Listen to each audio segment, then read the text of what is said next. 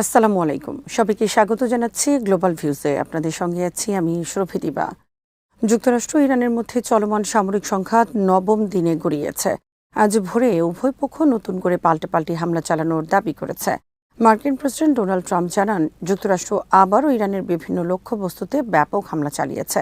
তিনি বলেন, ২৮ ফেব্রুয়ারি থেকে শুরু হওয়া সংঘাতে নিহত ১৭ মার্কিন সেনার প্রতিশোধ হিসেবেই এসব হামলা অব্যাহত রয়েছে। অন্যদিকে ইরানের ইসলামী বিপ্লবী গার্ড বাহিনী আইআরজিসি দাবি করেছে, তারা সিরিয়ার আল তানফে অবস্থিত মার্কিন বিশেষ অভিযান কমান্ড সেন্টার এবং জর্ডানের আকাবা বিমানবন্দরে থাকা মার্কিন সামরিক বিমান লক্ষ্য করে ক্ষেপণাস্ত্র হামলা চালিয়েছে। তবে যুক্তরাষ্ট্র এসব দাবির বিষয়ে তাৎক্ষণিক কোনো মন্তব্য করেনি। জর্ডানের সেনাবাহিনী জানিয়েছে, তারা কয়েকটি ইরানি ক্ষেপণাস্ত্র ভূপাতিত করেছে এবং এতে কোনো ক্ষয়ক্ষতি হয়নি। একই সময় আইআরজিসি আরও দাবি করে, কুয়েতের আলী আল সালেম বিমান ঘাঁটিতে ড্রোন হামলা চালিয়ে একটি মার্কিন আগাম সতর্কীকরণ রাডার সম্পূর্ণ ধ্বংস করা হয়েছে। এছাড়া বিমান সরঞ্জাম সংরক্ষণাগার ও MQ-9 ড্রোনের হ্যাঙ্গারে আগুন লাগানো হয়েছে। কুয়েত সরকার জানায়, একটি বিদ্যুৎ ও লবণাক্ত পানি বিশুদ্ধকরণ কেন্দ্র আবারও হামলার শিকার হলেও জাতীয় বিদ্যুৎ ব্যবস্থা স্বাভাবিক রয়েছে। এদিকে যুক্তরাষ্ট্রের সেন্ট্রাল কমান্ড জানিয়েছে, তারা টানা নবম রাতের মতো ইরানে বিমান হামলা চালিয়েছে। এসব হামলায় সামরিক কমান্ড সেন্টার, আকাশ প্রতিরক্ষা ব্যবস্থা, উপকূলীয় নজরদারি কেন্দ্র, ক্ষেপণাস্ত্র ও ড্রোন উৎক্ষেপণ স্থাপনা এবং যোগাযোগ অবকাঠামো লক্ষ্যবস্তু করা হয়েছে। ইরানি রাষ্ট্রীয় গণমাধ্যম দক্ষিণ ও উত্তর পশ্চিমাঞ্চলে বিস্ফোরণের খবর দিলেও হতাহতের বিষয়ে কিছু জানায়নি। সংঘাতের প্রভাব আন্তর্জাতিক জ্বালানি বাজারেও পড়েছে। হরমুজ প্রণালীর দক্ষিণে একটি জাহাজে আগুন লাগার ঘটনার পর আন্তর্জাতিক বাজারে অপরিশোধিত তেলের দাম ব্যারেল প্রতি $90 উপরে উঠে যায়। ব্রিটিশ সামরিক বাহিনী জাহাজে আগুন লাগার বিষয়টি নিশ্চিত করলেও কারণ জানায়নি। পরে আইআরজিসি জানায়, তারা ওই জলপথে ট্যাঙ্কার লক্ষ্য করে হামলা চালিয়েছে। এদিকে ইরানের পরমাণু শক্তি সংস্থা জানিয়েছে, যুক্তরাষ্ট্র দেশটির দক্ষিণ পশ্চিমাঞ্চলের দারখোভিন পারমাণবিক বিদ্যুৎ কেন্দ্রের নির্মাণ স্থলে হামলা চালিয়েছে। আন্তর্জাতিক আণবিক শক্তি সংস্থা জানিয়েছে, প্রকল্পটি এখনও প্রাথমিক পর্যায়ে থাকায় সেখানে কোনো পারমাণবিক উপাদান ছিল না। ক্রমবর্ধমান উত্তেজনার মধ্যে বাহরাইন, জর্ডান ও কুয়েতে বিমান হামলার সতর্কতা জারি করা হয়েছে। বাহরাইনে অবস্থানরত মার্কিন দূতাবাসও নাগরিকদের সতর্ক থাকার আহ্বান জানিয়েছে। অন্যদিকে ইসরায়েল জানিয়েছে, তারা যে কোনো সময় পূর্ণমাত্রার সামরিক অভিযান পুনরায় শুরু করতে প্রস্তুত। যুক্তরাষ্ট্রের পররাষ্ট্রমন্ত্রী মার্কো রুবিও বলেছেন, চলমান মধ্যপ্রাচ্য সংঘাতের প্রেক্ষাপটে ইরান হরমুজ প্রণালীকে বিশ্বের উপর চাপ সৃষ্টির কৌশল হিসেবে ব্যবহার করছে। রোববার ফিলিপাইনে আসিয়ান পররাষ্ট্রমন্ত্রীদের বৈঠকে যোগ দিতে রওনা হওয়ার আগে সাংবাদিকদের সঙ্গে আলাপকালে তিনি এ মন্তব্য করেন। রুবিও বলেন, স্পষ্ট যে ইরানের অন্তত কিছু অংশ হরমুজ প্রণালীর নিয়ন্ত্রণ নিজেদের হাতে রেখে সেটিকে বিশ্বের বিরুদ্ধে একটি চাপ সৃষ্টির হাতিয়ার হিসেবে ব্যবহার করতে চায়। তিনি আরও বলেন, আন্তর্জাতিক নৌপথের নিরাপত্তা নিশ্চিত করতে যুক্তরাষ্ট্র তার দায়িত্ব পালন করে যাবে, তবে এই দায়ভার একা বহন করা সম্ভব নয়। তিনি বিশ্বের অন্যান্য দেশকে এগিয়ে এসে সামরিক সরঞ্জাম, প্রযুক্তিগত সহায়তা অথবা আর্থিক সহযোগিতা দেওয়ার আহ্বান জানান। তার ভাষায়, বৈশ্বিক নৌ পরিবহন সুরক্ষিত রাখতে অন্যান্য দেশকেও দায়িত্ব ভাগ করে নিতে হবে। কূটনৈতিক সমাধানের সম্ভাবনা নিয়ে এক প্রশ্নের জবাবে মার্কো রুবিও বলেন, যুক্তরাষ্ট্র সবসময়ই আলোচনার পথ খোলা রাখতে চায়, তবে সেই আলোচনা বাস্তবসম্মত হতে হবে এবং ইরানকে যে কোনো চুক্তির শর্ত মেনে চলার আন্তরিক প্রতিশ্রুতি দিতে হবে। তিনি বলেন, আমরা সবসময় কূটনীতির জন্য প্রস্তুত, কিন্তু সেটি হতে হবে এমন একটি চুক্তি যার শর্ত মেনে চলতে তারা সত্যি প্রস্তুত থাকবে। রুবিও আরও বলেন, হরমুজ প্রণালীতে জাহাজে ইরানের কথিত হামলার পর যুক্তরাষ্ট্র ও ইরানের মধ্যে যে নাজুক যুদ্ধবিরতি বা সমঝোতা ছিল তা কার্যত ভেঙে পড়েছে। তার দাবি, কোনো সমঝোতা কার্যকর থাকতে পারে না যদি এক পক্ষ তার শর্ত লঙ্ঘন করে। তিনি বলেন, যদি তারা সমঝোতার শর্ত ভঙ্গ করে তাহলে সেই সমঝোতা কার্যকর থাকতে পারে না। তবে উত্তেজনা বাড়লেও যুক্তরাষ্ট্র এখনও কূটনৈতিক সমাধানের পথ বন্ধ করেনি বলে জানান রুবিও। তিনি বলেন, আমরা অতীতেও একাধিকবার ইরানের সঙ্গে সমঝোতার চেষ্টা করেছি এবং ভবিষ্যতেও সেই চেষ্টা অব্যাহত থাকবে।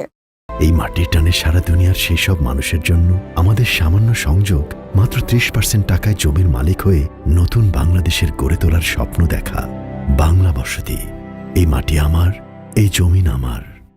হরমুজ প্রণালীতে একটি জাহাজে আগুন লাগার ঘটনা ঘটেছে বলে সোমবার জানিয়েছে যুক্তরাজ্যের ইউকে ম্যারিটাইম ট্রেড অপারেশনস। সংস্থাটির সর্বশেষ তথ্য অনুযায়ী অজ্ঞাত একটি প্রজেক্টাইলের আঘাতে জাহাজটিতে আগুন ধরে যায়। ক্রুরা নিরাপদে জাহাজ ত্যাগ করে একটি টাগ বোটের মাধ্যমে উদ্ধার হয়েছেন। আগুন এখনও নিয়ন্ত্রণে আসেনি এবং জাহাজটি ভেসে রয়েছে। তবে এই ঘটনায় এখন পর্যন্ত কোনো পরিবেশগত ক্ষতির খবর পাওয়া যায়নি। এর আগে ইউকেএমটিও জানায়, ওমানের কুমজার উপকূল থেকে প্রায় ৮ নটিক্যাল মাইল উত্তর পশ্চিমে একটি জাহাজে আগুন লাগার খবর তারা সামরিক কর্তৃপক্ষের কাছ থেকে পেয়েছে। আগুনের কারণ তখনও নিশ্চিত করা যায়নি। এদিকে ইরানের ইসলামী বিপ্লবী গার্ড বাহিনী আইআরজিসি দাবি করেছে, হরমুজ প্রণালীর দক্ষিণাঞ্চলের একটি অনিরাপদ ও ঝুঁকিপূর্ণ নৌপথ দিয়ে চলাচলের চেষ্টা করার সময় দুটি তেলবাহী ট্যাঙ্কার বিস্ফোরণের কবলে পড়ে অচল হয়ে যায়।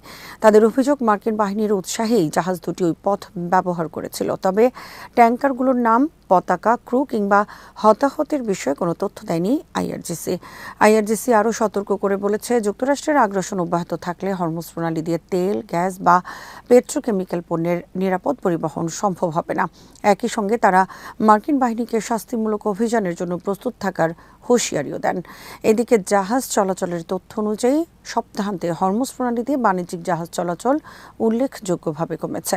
রোববার মাত্র 4টি জাহাজ প্রণালীটি অতিক্রম করেছে, যেখানে আগের দিন ছিল 8টি। এছাড়া বৃহস্পতিবারের পর থেকে কোনো এলএনজি ট্যাঙ্কারকে প্রণালীটি পার হতে দেখা যায়নি। বিশ্লেষকদের মতে, চলমান সংঘাতের কারণে উপসাগরের ভেতরে এলএনজির মজুদ বাড়ছে এবং পরিস্থিতি স্বাভাবিক হলে দ্রুত রপ্তানি বাড়ানো সম্ভব হতে পারে।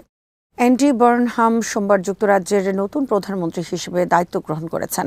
গত এক দশকে তিনি দেশটির 7ম প্রধানমন্ত্রী হতে যাচ্ছেন। সাবেক প্রধানমন্ত্রী কিয়ার স্টারমারের পদত্যাগের পর লেবার পার্টি বার্নহামকে নেতৃত্বে নিয়ে আসে। মাত্র 2 বছর আগে স্টারমারের নেতৃত্বে 14 বছরের কনজারভেটিভ শাসনের অবসান ঘটিয়ে লেবার পার্টি বড় জয় পেয়েছিল। রাজা তৃতীয় চার্লসের কাছ থেকে সরকার গঠনের আনুষ্ঠানিক আমন্ত্রণ পাওয়ার পর বার্নহাম 10 ডাউনিং স্ট্রিটের সামনে জাতির উদ্দেশ্যে প্রথম ভাষণ দেবেন। সেখানে তিনি সরকারের প্রতি জনগণের আস্থা পুনরুদ্ধার, জীবনযাত্রার ব্যয়, সংকট মোকাবেলা, অর্থনৈতিক প্রবৃদ্ধি ত্বরান্বিত করা এবং আঞ্চলিক পর্যায়ে ক্ষমতার বিকেন্দ্রীকরণকে অগ্রাধিকার দেওয়ার ঘোষণা দেবেন বলে তার দপ্তর জানিয়েছে। একই দিনে নতুন মন্ত্রিসভার গুরুত্বপূর্ণ সদস্যদের নামও ঘোষণা করা হবে। বিশেষ নজর থাকবে নতুন অর্থমন্ত্রী কে হচ্ছেন সেদিকে। 56 বছর বয়সী বার্নহাম এর আগে গ্রেটার ম্যানচেস্টারের মেয়র ছিলেন।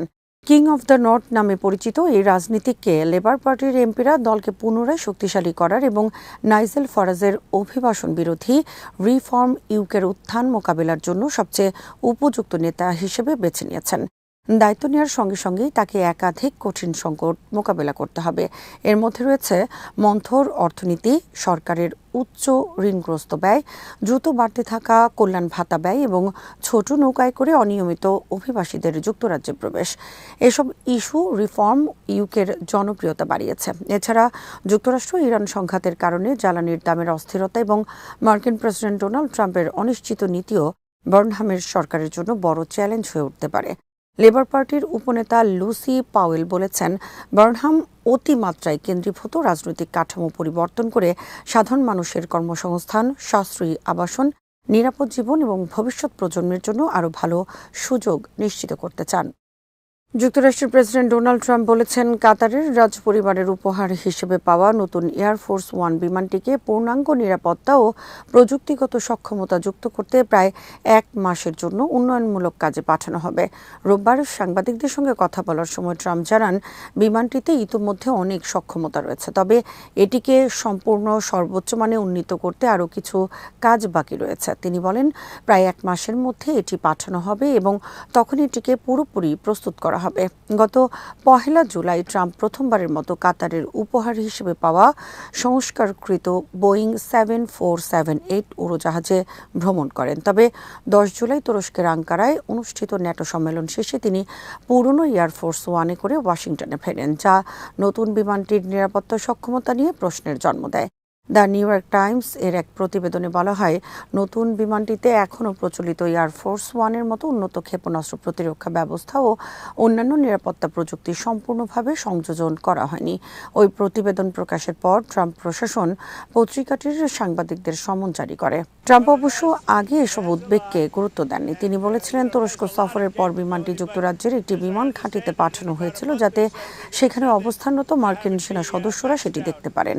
গত বছর কাতারের রাজপরিবার বিলাসবহুল এই উড়োজাহাজটি যুক্তরাষ্ট্রকে উপহার দেয়। এর আগে ট্রাম্প অভিযোগ করেছিলেন 1990 সাল থেকে ব্যবহৃত যুক্তরাষ্ট্রের প্রেসিডেন্টের দুটি পুরনো বিমান অনেকটাই অচল ও পুরনো হয়ে গেছে। তবে শত শত মিলিয়ন ডলার মূল্যের একটি বিমান বিদেশি রাষ্ট্রের কাছ থেকে উপহার হিসেবে গ্রহণ করাকে ঘিরে নৈতিকতা, সাংবিধানিক বৈধতা এবং জাতীয় নিরাপত্তা নিয়ে সমালোচনা অব্যাহত রয়েছে। নতুন বিমানটিতে ট্রাম্পের পছন্দ অনুযায়ী লাল, সাদা ও নেভি নীল রঙের নতুন নকশা ব্যবহার করা হয়েছে।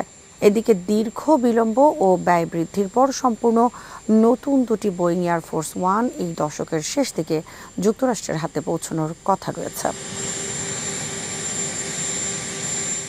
আজ এখানেই শেষ করছি। সবাই ভালো থাকুন, সুস্থ থাকুন আর দেখতে থাকুন বিডিভি নিউজ। চ্যানেলটি ভালো লাগলে সাবস্ক্রাইব করুন, সংযুক্ত থাকুন আমাদের ফেসবুক পেজে। আল্লাহ হাফেজ।